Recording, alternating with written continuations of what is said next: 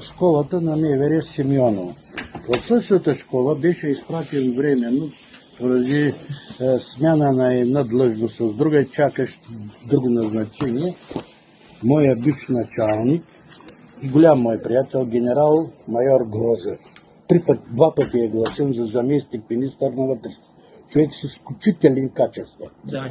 И като се промениха нещата, и като Бойко Борисов сета, и аз с него си контактувах най-редовно и казвам, какво става?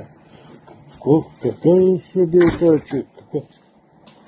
И той ми разказва следното.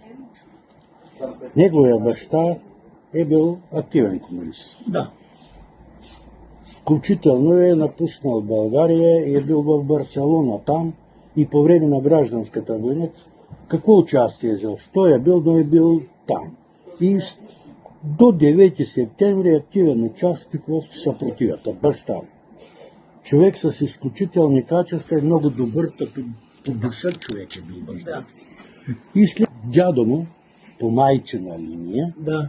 е бил гад, мръсник. Дядо на Бойко Борисов. На Бойко Борисов по майчина линия. Бащата на майка му. Да.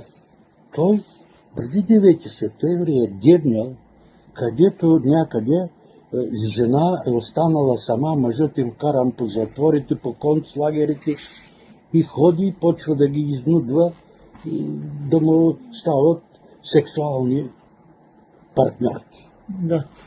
И то с жестоко, с смисъл, че преследва до дупка. Мръсник голям. Мръсник и ги е заплашвал, че ако му откажат, знаеш, мъжете им ще ги преследват и т.н. нататък. Да.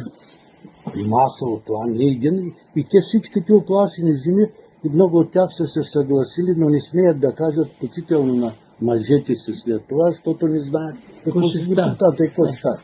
След 9 септември, когато масово хората отиват на фронта, успял да се измъкне и остане, почнал да преследва жените на войниците.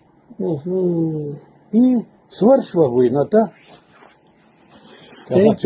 Свършва войната и една се е престрашила от тия си. И е казала истина. И казва на мъжа си тъй.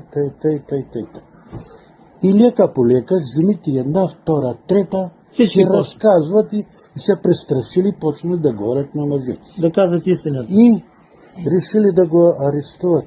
Жените вече се събират масово. Коя с сопа, коя с чадър. Убили са го с като куче са го убили. Да. На Бойко Борисов дядо. На Бойко Борисов дядо. Баща му, понеже се влюбил в майка му. Да. Знаеш, любовта е и тъй да види, че викали му другарите да не се жени за нея, защото тя е дъщеря на такъв. Не. Той я взема, прави семейство, вече раждат се деца и т.н. нататък. Нали всичко нормално. Обаче баща му искал да служи в МВР, ама в държавна служба. Заради това те не го приемат, не го назначават, го пращат пожарно. Но понеже